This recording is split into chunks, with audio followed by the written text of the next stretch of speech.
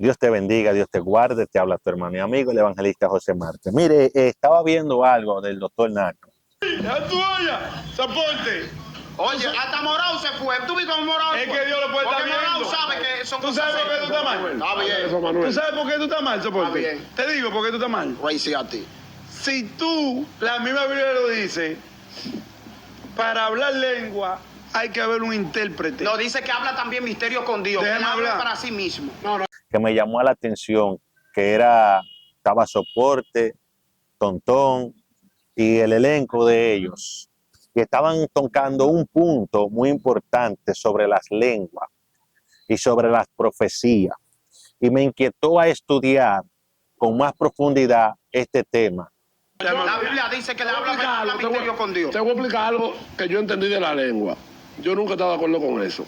Sin embargo, eso es una expresión como cuando ellos sienten el Espíritu de Dios dentro. Que se encuentra en Primera de Corintios, capítulo 14, a partir de verso 1, un capítulo entero de 40 versículos, donde Pablo le dedica todo ese capítulo al hablar en lengua.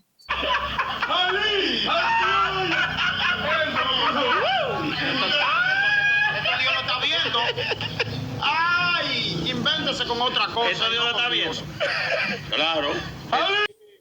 Dios te bendiga, Dios te guarde, te habla tu hermano y amigo, el evangelista José Marte. Mire, estaba viendo algo del doctor Naco que me llamó la atención, que estaba Soporte, Tontón y el elenco de ellos, que estaban tocando un punto muy importante sobre las lenguas y sobre las profecías. Y me inquietó a estudiar con más profundidad este tema, que se encuentra en Primera de Corintios, capítulo 14, a partir de verso 1, un capítulo entero de 40 versículos, donde Pablo le dedica todo ese capítulo al hablar en lengua. Ahora hay que hablar de contexto que se estaba hablando, el por qué Pablo hace unas cuantas aclaraciones y profundiza y se desplaya sobre el tema. ¿Y cuál era el problema que había en los corintios? Lo primero es que era egos y había un desorden.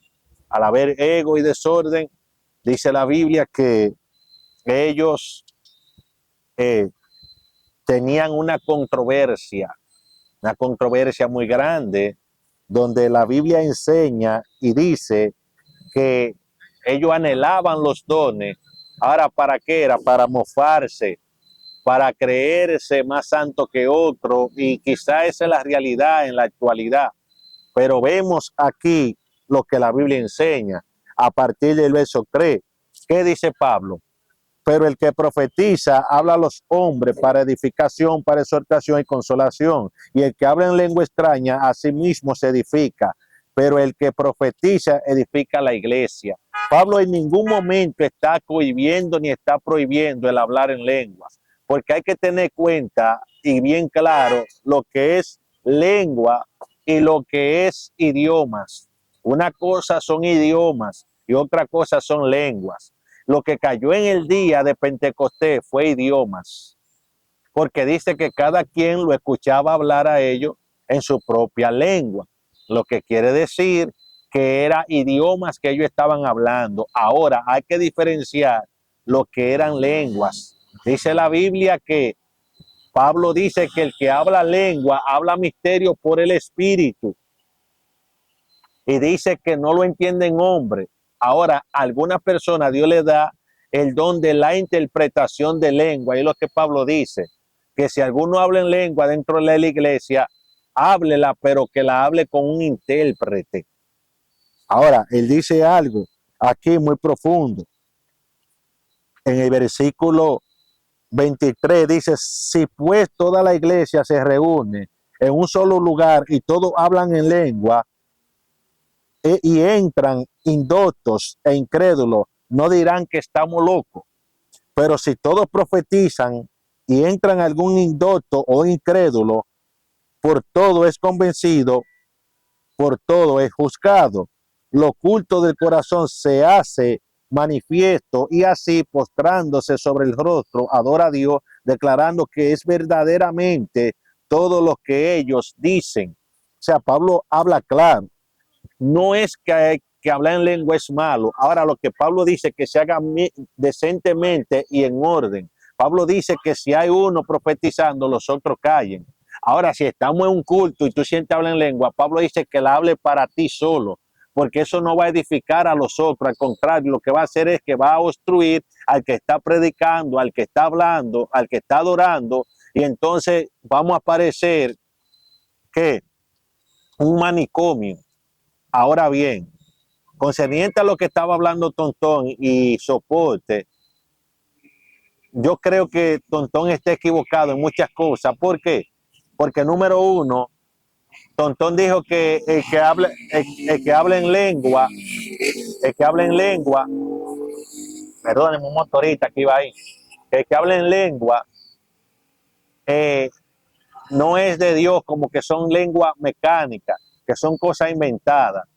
Y lamentablemente está muy equivocado, porque la lengua son manifestaciones y confirmaciones de que esa persona está llena del Espíritu Santo, de que esa persona, el Espíritu Santo vino sobre él. Ahora, no vamos a negar que hay personas que ya se le fue el Espíritu Santo y quedan operando en el dones.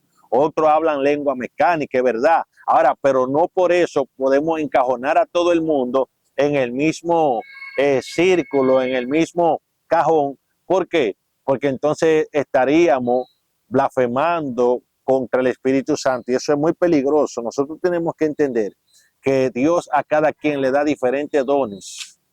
A uno don de lenguas, a otro don de profecía, a otro don de interpretación, etcétera, etcétera, etcétera.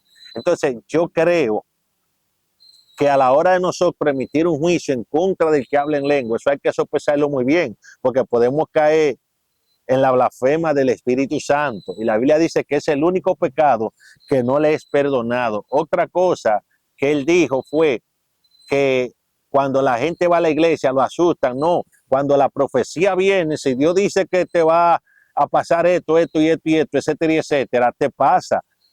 Ahora, eso no es para asustar a nadie, pareciera que es para asustar. Lo que pasa es que Dios te ama y te está advirtiendo lo que te va a acontecer.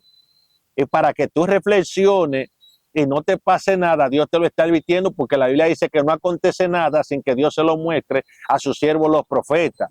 Entonces Dios lo que nos advierte las cosas, porque dice que el apercibido ve el mal y se esconde. Lo que Dios hace es que te manda a arreglar tu vida con Dios para que no te pase, porque yo he sido testigo de muchas personas que han estado en culto y que le dicen que le va a pasar esto y esto y esto y esto, y le acontece. Ahora, eso no es metiéndole miedo a nadie, sino para que la gente vuelva en sí, porque Dios tiene un propósito, porque Dios no quiere que nadie se pierda. Y ya para concluir, dice: así que, hermano, procurar profetizar y no impidir el hablar en lengua, pero hágase todo decentemente y en orden. Tú ves, él no dice que no se hable, él lo que dice es que se haga decentemente y en orden. Y que procuremos profetizar. ¿Por qué es mejor profetizar? Porque todos nos escuchan. Y si tú le profetizas a una persona, la gente tiene conciencia y conocimiento de lo que tú le estás diciendo, y entonces esa persona puede reflexionar y puede ser levantado y puede ser transformado y cambiado y puede ser resguardado por el poder de Dios y vuelve en sí. Así que Dios te bendiga y Dios te guarde. Te habló tu hermano y amigo, el evangelista José Márquez. Shalom.